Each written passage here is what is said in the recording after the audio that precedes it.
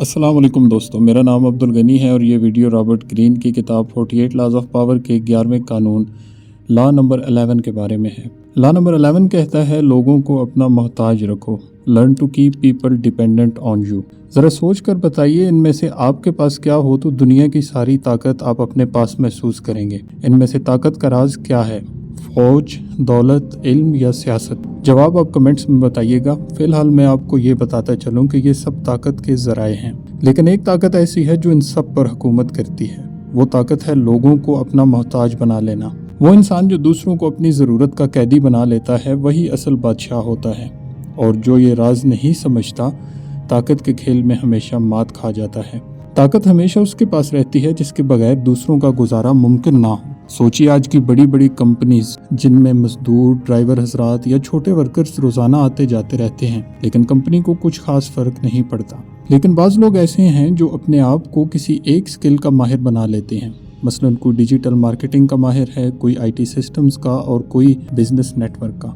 इनके बगैर कंपनी का काम रुक जाता है, इसलिए कंपनी चाहकर भी इनको निकाल नहीं सकती, क्योंकि ये लोग अपनी महारत और मालूमात को इतना ख़ास बना देते हैं कि उनका मुतबादिल ढूंढना बहुत मुश्किल हो जाता है। यही उसूल पॉलिटिक्स, बिजनेस, हत्ता कि रिलेशनशिप्स में भी लागू होता है। रॉबर्ट ग्रीन कहते हैं, जब लोग आप पर डिपेंडेंट होते हैं तो वो आपके खिलाफ बगावत नहीं कर सकते। दुनिया में अक्सर लोग अपनी सारी मालूमात दूसरों को दे देते हैं, अपनी हर महारत, हर स्किल दूसरों को सिखा देते हैं। नतीजतन कल को वही लोग उनकी जगह ले लेते हैं। लेकिन लॉ नंबर 11 कहता है कि अपनी अहमियत को कभी मुकम्मल तौर पर ख़त्म ना होने दो। हमेशा कुछ ऐसा रखो जो दूसरों को सिर्फ तुम्हारे ज़रिए मिले।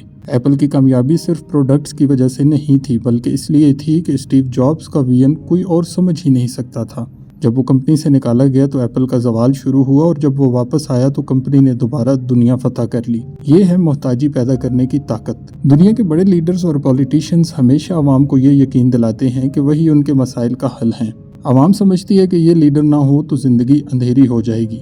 ये ज़हनी और जज्बाती मोहताजी की सबसे बड़ी मिसाल है।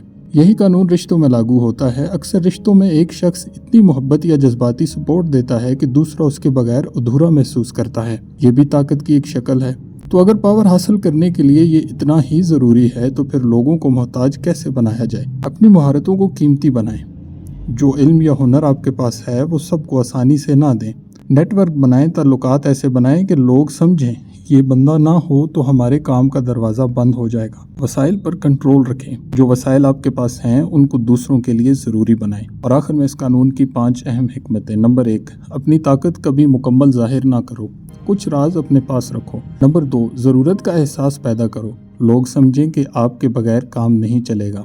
नंबर 3, जज्बात पर भी काबू पाओ, ज़हनी और जज्बाती मोहताजी भी ताकत देती है। नंबर 4, अपनी अहमियत बढ़ाओ, इल्म, ताल्लुकात और वसाइल को इतना ख़ास बनाओ कि लोग मुतबादिल ना ढूंढ सकें। और नंबर 5, ताकत को कायम रखो। अगर लोग आपके बगैर आसानी से जी सकते हैं तो आपकी ताकत ख़त्म हो चुकी है।